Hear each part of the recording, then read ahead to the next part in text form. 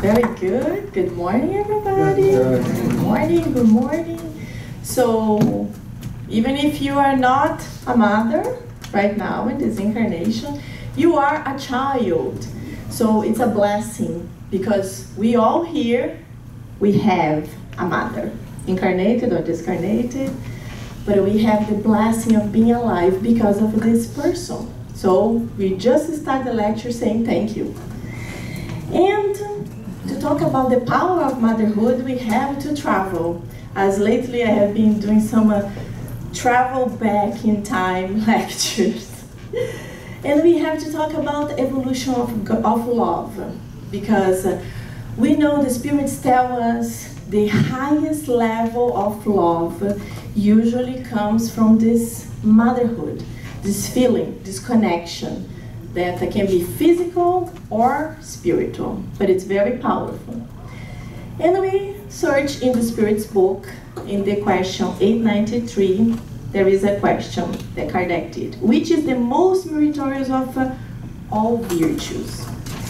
And then the spirits, they, oh, thank you, honey. Thanks. So the spirits, they answer, the sacrifice of one's interest for the good of one's neighbor without ulterior motives. So when you see the last few words there, we are still a child, really, because many times when we are doing something good to someone else, even if we don't say, deep inside we are thinking, is this person going to do something good for me too, in retribution? And it doesn't need to be something big, something little, you know? You're helping someone to pack because they are moving somewhere else. So even if you don't say, deep inside you're thinking, when I do something, I hope this person will help me because I helped he or she. So we are practicing, we are still children in this point. We are doing our charity, but it's not easy yet. And then God benefits us with this.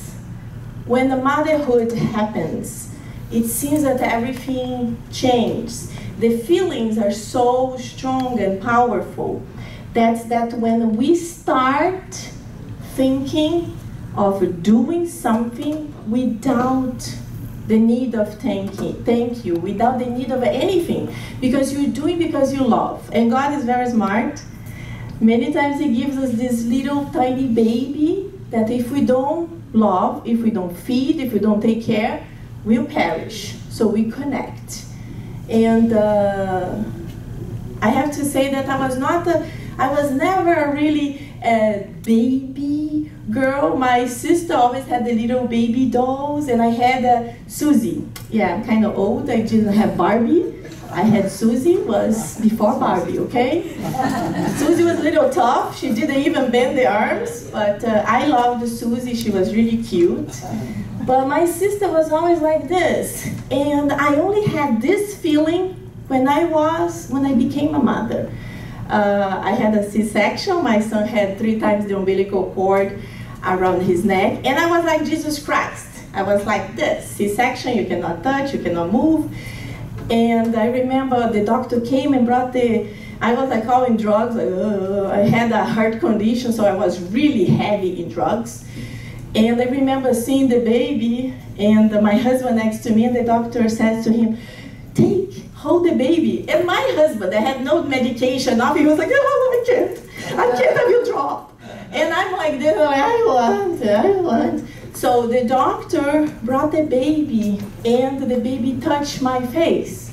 And at that moment, I felt the skin, and then I went back and like, oh, that's what baby skin is like. So I had that feeling, that velvet. In our first picture as a family, we had the doctor with us, so he's really part of our family because my husband couldn't hold him. So this is when it starts burning inside of us, this love. And to understand love, I put here this little chart because I heard a friend of mine, Nazareth Feitosa, another speaker in Brazil, he gave a lecture on love, and he spoke about all these feelings, and I really loved it.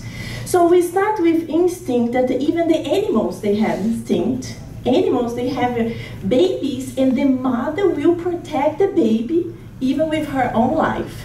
So it starts like this. When we bring it to a relationship of couples, you know, many times we start like this. Desire, protection, sympathy, tenderness, devotement, renunciation, and sacrifice. And talking about renunciation, there is a beautiful book called Renunciation. If you haven't read, please buy it at our library outside, so you actually help the center and you enlighten yourselves, because this book is beautiful. Talks about an enlightened spirit that do not need to reincarnate on earth, but does it for love.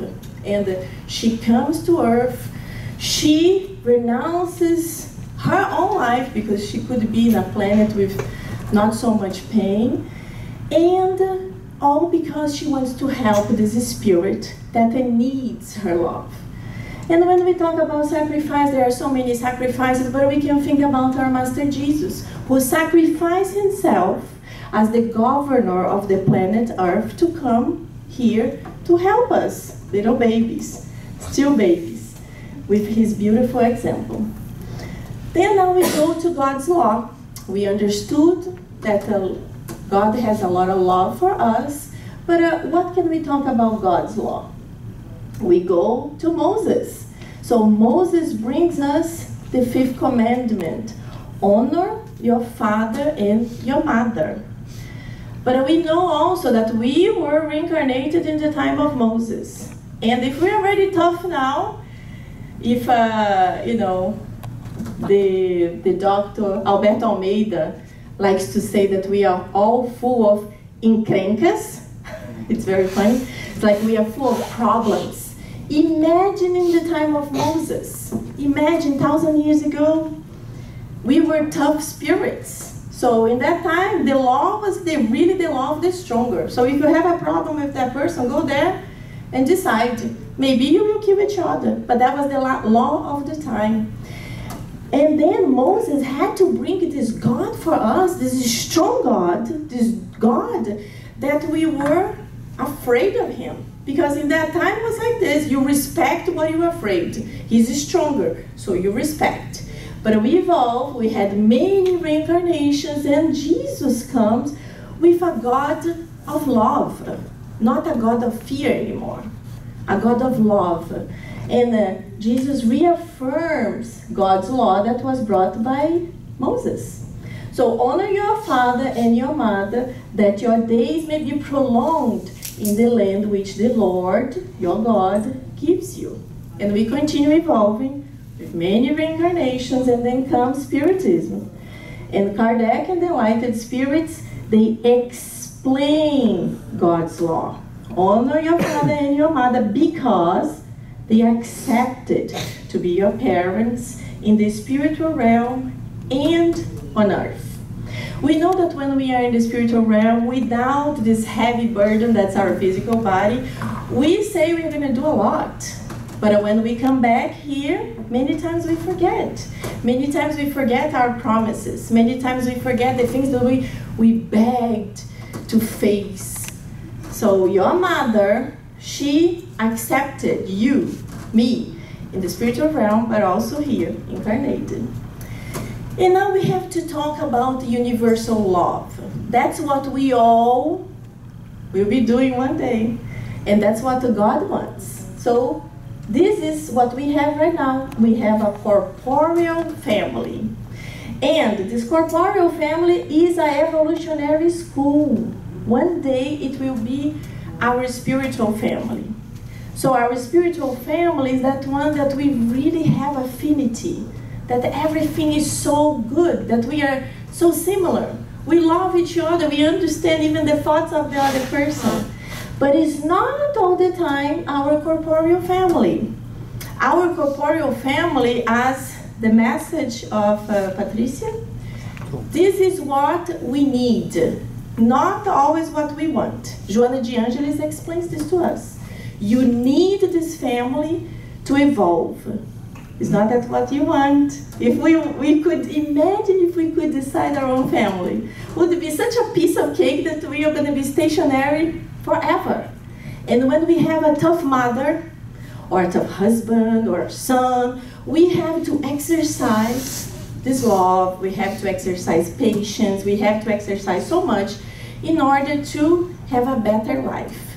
And one day, after exercising this so much, we will really be enjoying the benefits of having a spiritual, loving family. And Jesus, in this moment, who is very close to discarnate, never stops teaching. He's always teaching, always taking opportunities to teach. And here's his mom, Mary, and his loving disciple, John. And here, when he talks here, he talks about the physical and the spiritual. So he tells John, here is your mother. Mother, here's your son. Why? The society of the past, physically talking, was a patriarchal society. Mary had no husband to take care of her anymore. Her parents were also gone. And her oldest son was dying. So Jesus wanted them to be with each other because they were already a spiritual family.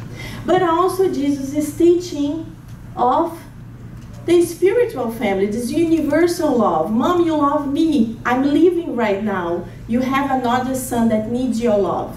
And that's exactly what Jesus is teaching. And in this chapter of the Gospel, 14, we have many beautiful teachings. These are the main ones I took. Filial devotion. So us as kids, we should respect, considerate our parents, and submit to our parents. Submit in the sense of respecting, really. Not submitting, my mother is a general and I will be saying yes to everything. But when our mothers are telling us something, they know better. Even if in that moment we think it's totally crazy. Especially when you're a teenager, you think it's totally crazy, and when you get older, like, wow, my mother was so smart. I'm doing the exactly same thing to my son right now. But when we are living the moment, we don't think so. Here, again, who is my mother? Who are my brothers? In this moment, Jesus is actually in a house teaching with his disciples. And then somebody comes and says, Jesus, your mother and your brothers are outside. They want to talk to you. And then Jesus says, who is my mother? Who are my brothers? So if you think, you're like, oh, what is that? Jesus got some kind of Alzheimer? Or he does not really care about his family. No, it was nothing like that. Jesus, such an elevated being, was always teaching every single minute. And he is teaching them that his mother, even if she loves him deeply as a mother, she can't fully understand his mission. And we also know that his brothers, they did not understand his mission, and they were actually against it. So in that moment, the men who are with him at that house are the ones who are really commuting in thought. They are really the spiritual family. So Jesus is teaching them always, always. And then, and then the corporeal and the spirit kinship. That's why we mentioned the blood ties and the spiritual ties. The blood ties, the one we are born with. The spiritual ties, the ones that we don't know yet. Sometimes we just meet a person and you look at the person, you're like, my God, it's like I know you forever. I love you like my sister. I love you like my mother. I love you. So these are the spiritual ties. But the contrary also can happen. When you meet someone, you're like, oh my God, this is so hard. It is possible, because we are not loving beings all the time. We did our bad deeds. We committed mistakes. That's why we are here, to evolve and to learn how to deal with these issues. Children's ingratitude. So there's a lot of explanation of the harsh consequences of a children's ingratitude, not just in this life, but in the next lives too. So you are all children, but if you are dealing with some kind of issues with your mom, with your dad, rethink about it. Exercise your patience, exercise your love. because there is something deeper there that you need to discover what it is, and you need to deal, even if just with prayers, and try to forgive yourself for not being able to forgive your mom and dad yet. Again, family ties, reincarnation for affinity or need of progress. So we know families are big, and in the spiritual realm we are planned to come back together. And many times we have issues to decide. But because God is so good and He knows how tough we are, He never gives us too many problems. Even if the family is all problematic, will be one person that you will be able to feel good. You will be able to talk, and you will be able to deal with these problems. We are always being helped, always being helped. So now to talk about reincarnation family times, this picture is beautiful because we see here the incarnated family crying because probably the grandmother, the mother, she died.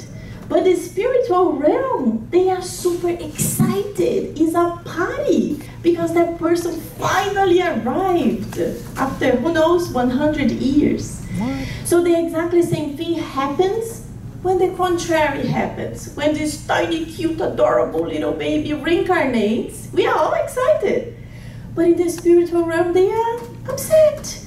They might not be crying like us because I said they don't have the heavy burden of our physical body. They have a better understanding.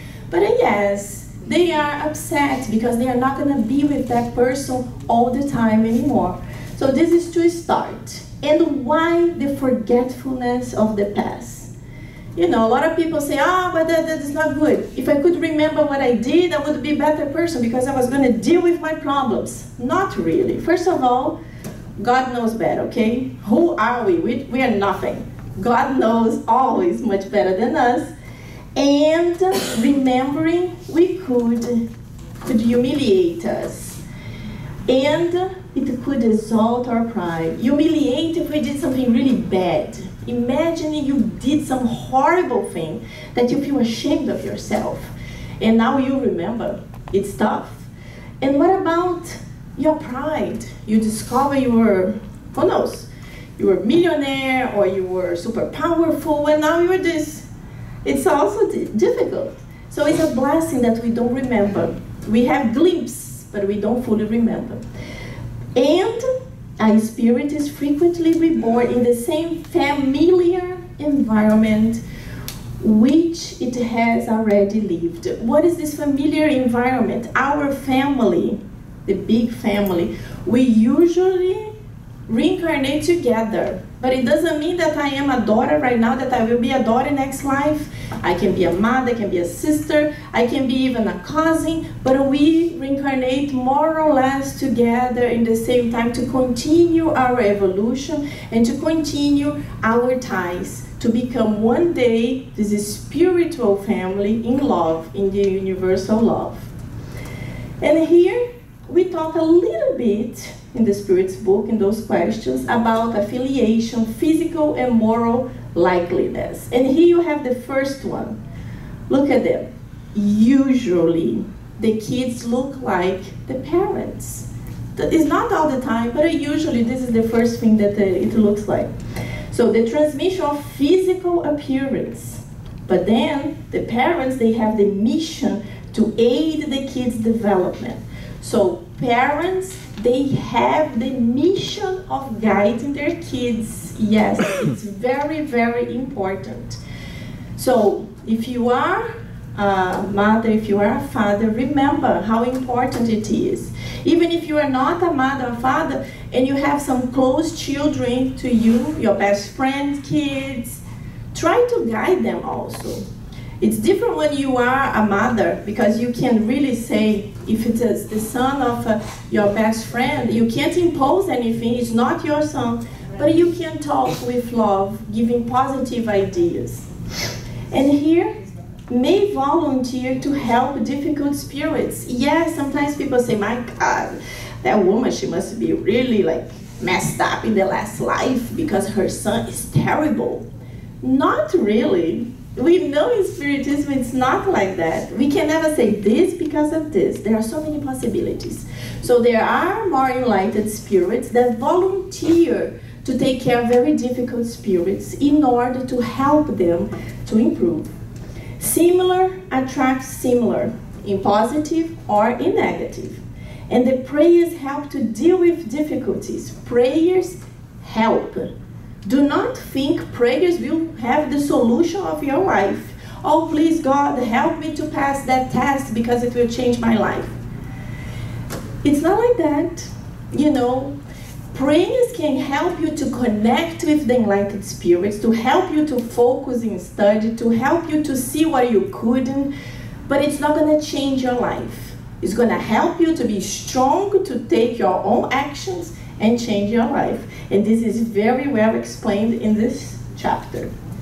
And now we're going to talk about marriage. This is the most common type of marriage. That's the one that you see they actually look alike and they have a normal kind of wedding, but there are so many different weddings, marriages. And we start here. Do not separate what God has joined. This is another lecture. But the explanation comes. In marriage, what is of divine order is the union of the sexes to carry out the replacement of people who die. However, each country has its own established laws. So, the enlightened spirits, they tell us the marriage is organized by the society of whatever country you're living. This is what the society will take care. How you divorce, how you marry, how you adopt, how whatever. But in Spiritism, the important thing, the spirits, the important thing is really we need a man and a woman in order to have a child. And nowadays, with modern society, you need a semen and an egg. Because then the miracle that a man developed can happen. So think about it. And we can always think about, I will talk about this later, but here you see many different interracial marriages, you know, different types of wedding, but love is the most. And here is the most recent one. This one here is the one that really shows us society is evolving, and it is a blessing. I have a friend who, her brother, he was married, he was living, because there was not a marriage in the past, with a man for many years. And then suddenly this man, he got sick. And both of their families, especially his husband's family, they did not accept the relationship. It was very difficult and very painful. And you know, Brazilian society, especially in that area, a lot of prejudice. And then he took care of his husband, who was older than him, and he died really quickly. And when he died, soon after, his family, the husband's family, came and expelled him of the house they had lived together for such a long time. This was a very, very painful process. The family never spoke to none of them, but somehow his husband forgot to do papers for him, and in that moment, he was totally thrown out of that situation. So the society of nowadays would have protected their relationship. He would have some kind of rights. But most of all, nowadays, these couples, they can adopt. They can really constitute a family. What is a blessing? Because this was not allowed in the past. So this is evolution. And we know kids that are being adopted by anyone is because of love. And we know these little ones, they were kids of a man and a woman, and they were abandoned.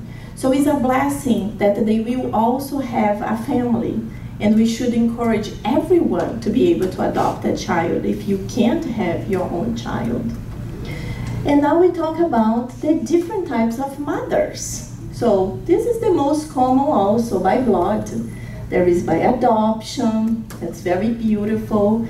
There is By Heart. We know the story of Mother Teresa. Mother Teresa, she lived, one part of her life, she lived in Ireland, in a convent. She had everything, but her heart was not happy. She wanted to do more outside of that. So she begged to go to India, where she became the mother of the poor. Not just of the little kids, but the mother of all of them, the invisible poor ones.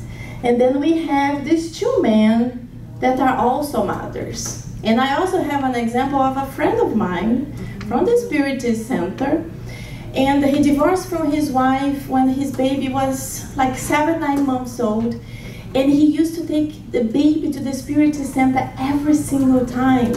And I admire him so much because he used to change diapers, prepare bottles, help the kid to burp.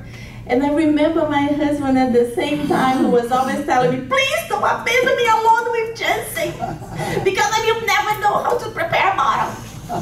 So when I met him, I said, oh my God, I need to introduce you to my husband so you can teach him. But these two men, we know the Chico Savior, for example, he had the mission of helping thousands of desperate mothers. Mothers from many different religions, many different backgrounds, that the kids died and they were desperate. So through the mediumship of Chico, he wrote letters. And letters had so many details that the mothers could not do anything else besides saying this. My son is alive somewhere. I can see him, but he is alive somewhere. And then Divaldo in a very young age, he started adopting children. He started adopting many children. And this is a famous story, you probably know. The first child that came to him, he got so excited, he ran to the place to register the kid. And then he told the man, I have a son, I want to make the registration papers. And then the man said, oh, okay, let's go, let's go. So please give me the father's name. Divaldo Pereira Franco. And the man's like, oh, okay. And what's the mother's name? She doesn't have it. And the man looked at him, what? And no, doesn't have a mother. And then the man told him, I'm sorry, my son, but usually people come here without a father, no. But mother, you know, 9 months, cooking there, yes, there is a mother. And then Divaldo was like, what am I going to do now? He was so excited, he didn't think about that. At that moment, he says, the spirit appeared. And if I'm not mistaken, Susana, you can say, was Alta de Souza. And she said to him, Divaldo, put my name. I have been that for quite some time, so there is no problem. And then Divaldo said, oh, Alta de Souza. And then the registration officer, remember? And then that's how he started adopting the first child. And we know hundreds and hundreds more came later on. And here is love by instinct. I have seen so many animals who adopt other children from other animals. But this one is an armadillo. Armadillo. It's a totally different type of animal. And this dog loved so much. She never even had a baby. I'm going to show you a super quick movie, just one tiny little piece for you to understand it. I don't have much time, but I think here. 2.000 habitantes, 4 um XP. Tá vendo essa cadela brava aí? Alguém pode pensar, tá defendendo a cria. E se a gente disser que os filhotes dela são esses? Dá só uma olhada, dá luz. Ah, se a gente não estivesse mostrando, seria difícil acreditar, né? Ela cuida dos animais como se fossem dela, quer os bichos por perto, até tenta carregar os filhotinhos na boca. A Dina, dona da cadela, conta que o marido trouxe os animais para casa para que não morressem de fome. A mãe deles foi atropelada por um trator numa lavoura de cana. Ela adotou, né? E ela adotou ele e a mãe e filho. É uma surpresa para você? Nossa, é uma surpresa grande. A gente agora é uma família feliz, né? Porque todo mundo se entendeu. Mas a cena mais bonita dessa demonstração de carinho ou instinto da natureza é ver os bichinhos se aconchegando na teta da cadela. As diferenças nessa hora nem parecem existir. Como explicar o fato da cadela faísca nunca ter tido cria antes e produzir até leite? O veterinário explica que isso é possível sim. Ela entrou no cio aí uns 70 dias atrás e ela acabou desenvolvendo. So, I don't have much time, but this is a beautiful video that shows the dog was never a mother, but her mother instinct was so powerful that she produces milk to the little armadillos. And this is really a beautiful demonstration of motherly love. And now, what about if you don't have a mother, you were adopted, or you were abandoned without a mother? You grew up without knowing a mother, or your mother is not the ideal. It's a very difficult mom. It's a mom that you could never understand. What to do with this? Always be thankful for whatever you have. You have life. Even if your mother is tough, or if she abandoned you in an orphanage, she gave you life. You are here because of this woman, so be thankful for it. You are allowed to live. Or you have a mother that's not the ideal, so please improve yourself. Do what I said in the beginning. Practice love, practice patience, pray. Something is there that was not fully developed within you too. So there is lessons to learn. And then the rebellious children. So rebellious children, we always think about the little kids. But I think about adults too, you know? Maybe you know someone that was a loving child and then after becoming an adult, something happened and developed this hatred towards a mother, towards a father. Be careful. Understand that there is something to resolve and it's better you resolve in this life than you postpone to another one. And nowadays a lot of people, they transfer the obligations of them to the school. And this is what the school is supposed to do, to teach the intellectual education, math, history, geography, whatever. The parents in home, they have to teach the moral education. Teach your kids to respect the others. Teach your kid to say thank you. Teach your kid to say please.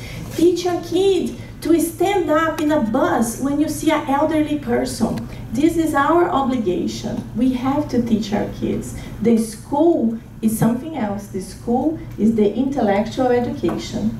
But what about if the parents, they teach through their examples? They are really good parents. They do the best, but the kids are still tough. The kids do not understand it.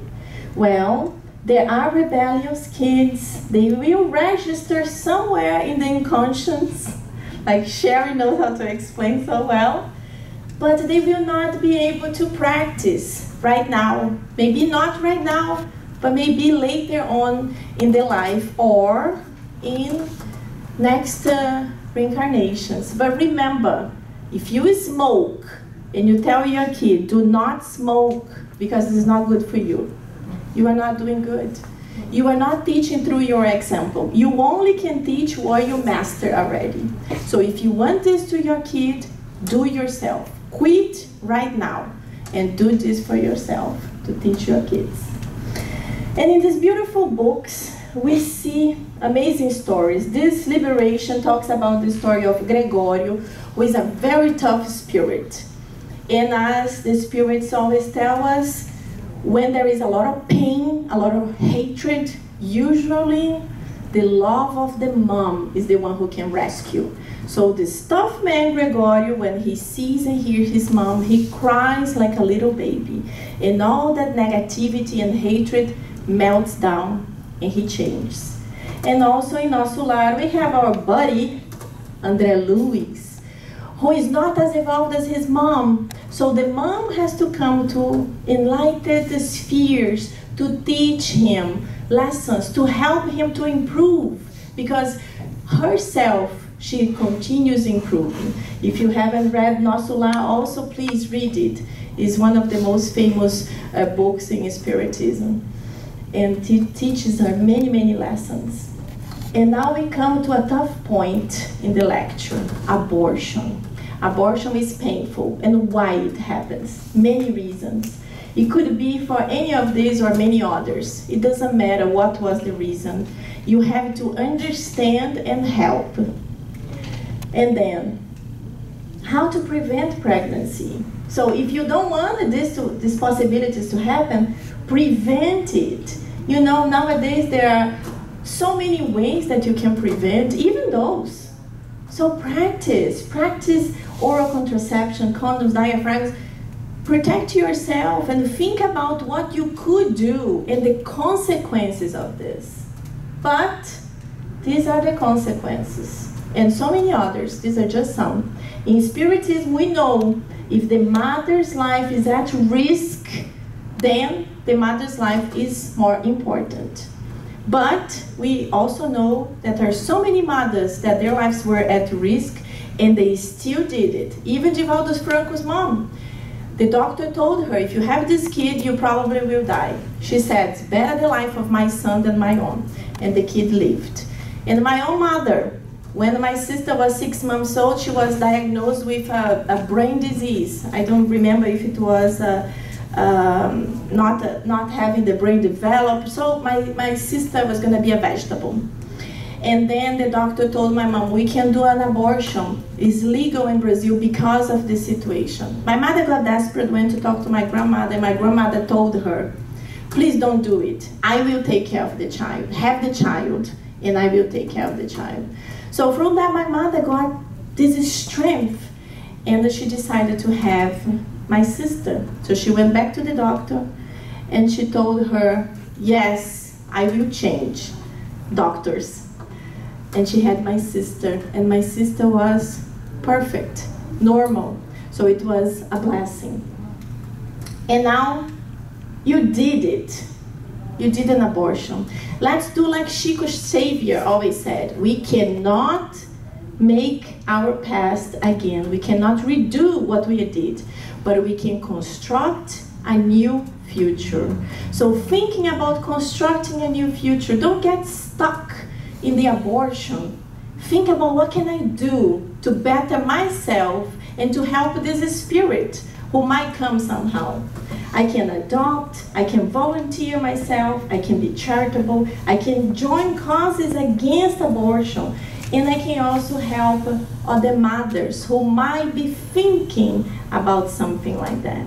We can always do something good. Remember, construct your future, a brighter future. And in this book, it talks about every single detail I mentioned here. Not the ones that from Moses, but this is the beautiful family constellation that in New York, in the Inner Enlightenment, I used to teach the parents when the children were having the kids class. So we did consecutively. The parents used to go with me to learn the family constellation and all the issues and how to better yourself. And the children, they were having the children's spiritist class. Beautiful book we have here, and it's very thin. It's very thin. It's easy and a fast read. This is another beautiful book that there is a summary of the life of Jesus, and there we understand that Jesus, being the governor of the planet Earth, being a pure spirit, he needed a mother who could be this special mom, who could have this mission. So they invited Mary to come to earth to be his mother, because the spirits who were there at that moment, they were not developed yet to do it. Mary is not a pure spirit, not an enlightened spirit, especially in that time, but she was more evolved than the spirits that were incarnated on earth at that time. And then comes this man to visit baby Jesus, and he tells her, he's a special child, will bring you a lot of joy, but a lot of pain. And who is the mother when the son gets hurt in the little finger, don't feel the pain? Can you imagine you going through this? This is the ultimate pain. And to talk about Mary of Nazareth, we have to tell this funny story of her Chico Xavier. So in 84, Chico got extremely curious and he wanted to know how Mary looked like. And he talked to Emmanuel, Emmanuel, please tell me. And Emmanuel, Chico, I'm not elevated like Mary. It's not that I hang around with Mary on the corner every day. I never even saw her. So Chico is like, that's a problem. And he remembers this book, Memoirs of a Suicide by the Spirit of Camilo, where there is this colony, Legion of Servants and Mary, and there is a painting of Mary at the entrance of the Hospital Mary of Nazareth. We all know that Mary takes care of suicidal spirits. So in this spirit, there is her picture. And he tells Emmanuel, Emmanuel, you cannot see her, but you can go there and see the picture. And Emmanuel like, oh yeah, this I can do. So he goes there, and Chico invites Vincent, a photographer, but he also draws. And after 20 sessions, this is the picture of Mary. So this is the beautiful Mary. But again, let's not think about, oh, this is impossible, Mary with these blue eyes. Who am I to question what Emmanuel said? But the beauty is really inside her spirit. Who of us could be able to handle being the mother of a Jesus? So we know her spirit is beautiful, even if maybe the physical body is different. And right now we are finishing. This is a job interview that just because I decided to put in this lecture months ago, every single friend of mine is putting on the internet. So you probably already saw it, doesn't matter. Think that you are the one who is being interviewed. Just try to disconnect and think. You are sitting there and you are going through this interview. And let's imagine.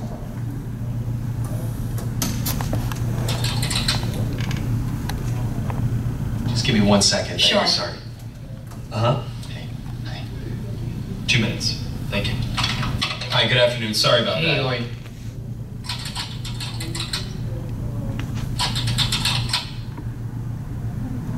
Hi, nice to meet you. Nice to meet you as well. Have you ever done one of these interviews over the camera before? No. Well, let me tell you a little bit about the job to get started with. It's not just a job, it's sort of probably the most important job. The title that we have going right now is Director of Operations, but it's really kind of so much more than that. Responsibilities and requirements are really quite extensive. First category for the requirements would be mobility. This job requires that you must be able to work standing up most or really all of the time, constantly on your feet, constantly bending over, constantly exerting yourself, a high level of stamina. Okay. That's a lot. For how many hours? 135 hours to unlimited hours a week. It's basically 24 hours a day, 7 days a week. I'm sure you'll have a chance from time to time to maybe just sit down here and there, yeah? You mean like a break? Yeah. No, there are no breaks available. Is that even legal? Oh yeah, of course, yeah. Okay, so like no lunch? You can have lunch, but only when the associate is done eating their lunch. I think that's a little intense. No. No. That's crazy. Now, this position requires excellent negotiation and interpersonal skill. We're really looking for someone that might have a degree in medicine, in finance, and the culinary arts. You must be able to wear several hats. Associate needs constant attention. Sometimes they have to stay up with an associate throughout the night. Being able to work in a chaotic environment, if you had a life, we'd ask you to sort of give that life up. No vacations. In fact, Thanksgiving, Christmas, New Year's, and holidays, the workload is going to go up, and we demand that, with a happy disposition. That's almost cruel. It's almost a very, very sick, twisted joke. But when there's time to sleep or... Oh, no time to sleep. Yeah, all-encompassing almost. That's exactly right. 365 days a year? Yes. No, that's inhumane. That's very insane. The meaningful connections that you make and the feeling that you get from really helping your associate are immeasurable.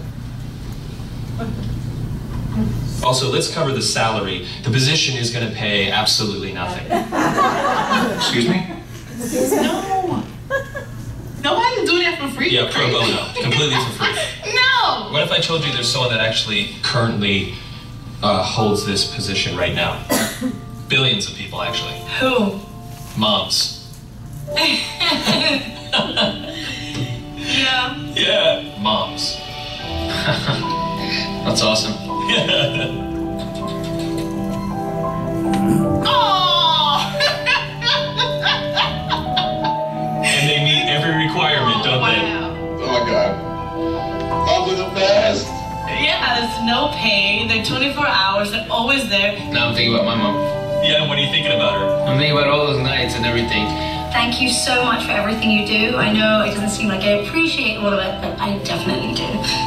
So, Mom, I want to say thank you for everything that you've done. I love you very much. You've been there through thick and thin.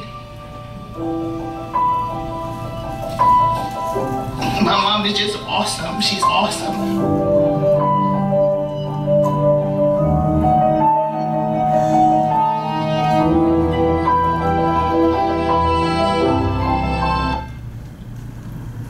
So with this video, I remember me as a child, my sister 7 years younger, and we fighting like insane. And my mother trying to bring peace to the house, not easy. So God bless all our mothers.